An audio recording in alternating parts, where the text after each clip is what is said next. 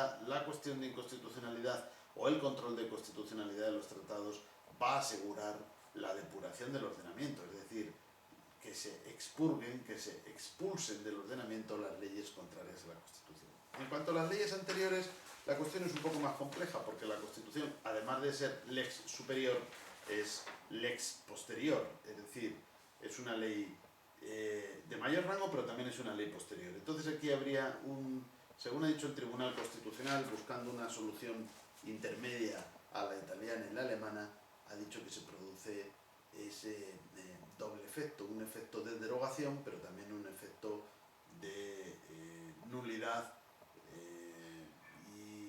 y esto es lo que el Tribunal Constitucional ha dicho. Esto permite que, desde el punto de vista del efecto de derogación, los tribunales ordinarios, respecto de las leyes anteriores a la Constitución, no necesitan plantear la cuestión de inconstitucionalidad, sino que, si consideran que son contrarias, podrían inaplicarlas por haber quedado derogadas. Esto, como digo, es una solución intermedia entre el caso italiano y el caso alemán. En el caso italiano, lo que sucede es que la Constitución, como no tiene cláusula derogatoria, pues la Corte Constitucional ha acudido a la categoría de la inconstitucionalidad sobrevenida. Ha dicho, bien, las leyes anteriores a la Constitución, cuando se aprueba la Constitución, pues si son contrarias, también se devienen inconstitucionales. Es un caso, por así decir, similar al de las leyes posteriores a la Constitución. Es un problema de inconstitucionalidad. La única diferencia es que, en cuanto a las leyes anteriores, no se cuestiona obviamente su vigencia hasta la aprobación de la Constitución.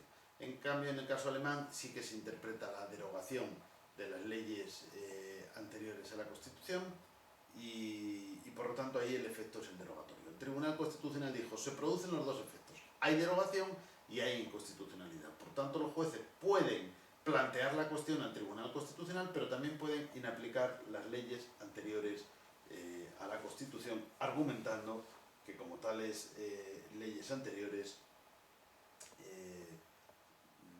han sido derogadas por la Constitución. Bien, además de estas consecuencias que hemos señalado en la Constitución española, hay que decir que también existe una obligación de interpretación de todo el ordenamiento de conformidad a la Constitución, es decir, la supremacía de la Constitución, además de la abrogación, vamos a decir en términos genéricos, de las normas infraconstitucionales contrarias a la misma, exige que de toda ley, cuando existan varias interpretaciones posibles, se extraiga de todo el ordenamiento jurídico, en realidad, se extraiga la interpretación más acorde, más conforme con la Constitución.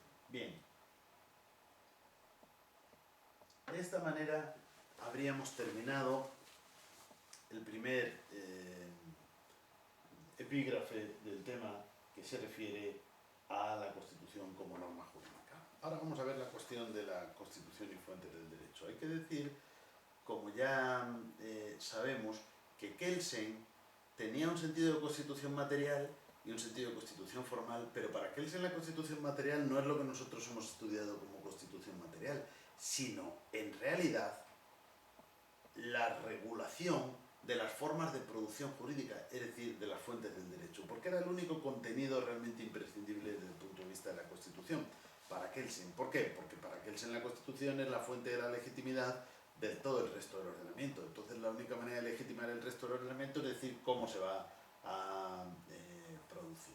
En cualquiera de los casos, sea este el contenido esencial o no, está claro que es un contenido propio de la Constitución y que es un contenido imprescindible, aunque naturalmente puede haber otras materias constitucionales, como ya sabemos, que es la regulación de los órganos del Estado, etc.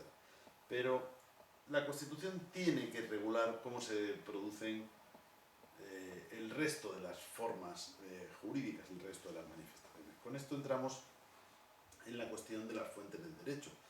Aquí no vamos a estudiar las fuentes del derecho en un sentido mucho más amplio, porque otras asignaturas y otras materias del derecho constitucional lo van a hacer, o desde una perspectiva más teórica, desde una perspectiva más general. Pero, por supuesto, nosotros, como ya he dicho al principio de la lección, en estas próximas lecciones tenemos que estudiar algo de las fuentes del derecho desde la perspectiva constitucional. Como una definición muy breve, a veces se habla de fuentes del derecho en sentido material y fuentes del derecho en sentido formal. Las fuentes en sentido material serían los poderes que producen derecho, y por lo tanto, pues pues en su caso el poder legislativo, el poder ejecutivo, de una manera más amplia si queremos, el pueblo o el Estado como formas o sea, como fuentes de la producción jurídica. Pero normalmente esto no nos va a interesar, sino que el sentido de fuentes del derecho va a ser el sentido formal, es decir, las formas en las cuales se manifiesta el derecho. Dicho de otra manera, las fuentes que el aplicador, y en concreto el juez, cuando aplique el derecho a la solución de casos controvertidos, debe necesariamente utilizar, porque luego el juez puede utilizar otras fuentes, otros criterios, otros elementos, pero en sentido estricto las fuentes son aquellas formas de plasmación de la norma que vinculan al juez, que el juez tiene que utilizar en la solución de controversias concretas. Bien, se produce en España una peculiaridad, y es que esto, que como ya he dicho, materialmente sería una materia, un ámbito, un objeto de la Constitución, sin embargo, en la práctica, pues viene regulado en el Código Civil en primer lugar, en su artículo 1, que nos dice que las fuentes del derecho son la ley, la costumbre y los principios generales del derecho. Por supuesto que en el Código Civil, el derecho civil, seguramente estudiarán esta cuestión con mucha mayor amplitud, pero ahora es importante decir que esta es la gran determinación de las fuentes. Primero la ley, luego la costumbre y luego los principios generales. Tampoco hay que olvidar que el apartado 6 de ese artículo 1, es decir, el artículo 1.6 del Código Civil, nos habla de la jurisprudencia reiterada del Tribunal Supremo, pero en este caso no la define técnicamente como fuente, sino que la define como un complemento de las fuentes. La doctrina debate si la jurisprudencia es o no fuente del derecho. Esto ustedes pues naturalmente lo van a estudiar en derecho civil y en otras materias. Yo creo que se puede defender que materialmente la jurisprudencia es fuente del derecho, pero lo cierto es que el Código Civil le da ese carácter de complemento de las fuentes. Otra cuestión es la jurisprudencia constitucional. Esta, en virtud del artículo 5.1 de la Ley Orgánica del Poder Judicial, vincula a todos los jueces y tribunales en su aplicación, con lo cual prácticamente esa es la definición que estamos dando de fuente, es decir, aquel material que los jueces están obligados a utilizar, y en este caso no en virtud del Código Civil, sino en virtud de la Ley Orgánica del Poder Judicial, los jueces y tribunales, todos los jueces y tribunales están obligados a utilizar la jurisprudencia constitucional, que nosotros por lo tanto vamos a estudiar como fuente del derecho. Así que tendríamos la ley, la costumbre, los principios generales, la jurisprudencia constitucional como fuentes formales que el ordenamiento impone a los jueces. Luego fuentes materiales puede haber otras, por supuesto la jurisprudencia, pero puede haber doctrina de órganos consultivos como el Consejo de Estado, pero puede haber muchos otros criterios interpretativos, pero eso ya serían criterios interpretativos de las fuentes primarias, ¿no? Las fuentes primarias serían esas y están en el Código Civil. ¿Y cuál es aquí el papel de la Constitución? Bueno, pues como hemos estado señalando, la Constitución tiene... esta materia sería una materia propiamente constitucional, pero la Constitución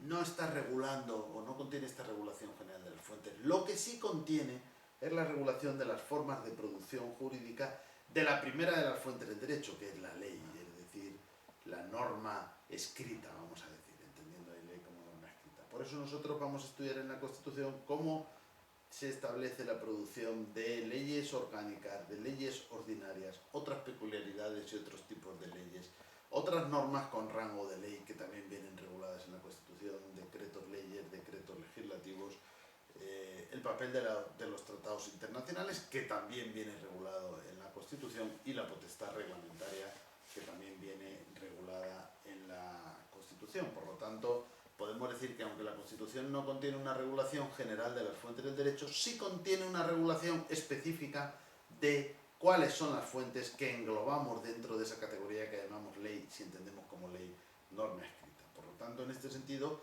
la Constitución regula la producción de normas escritas, ¿no?